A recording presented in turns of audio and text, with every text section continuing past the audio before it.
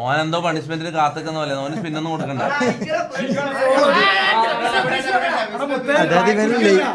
അത് എരിവുള്ള സാധനമാണ്.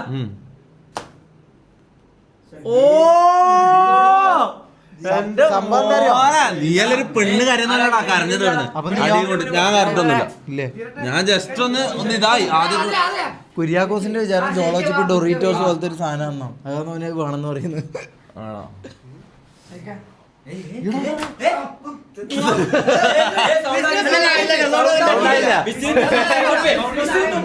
സൗണ്ട് ഇല്ല.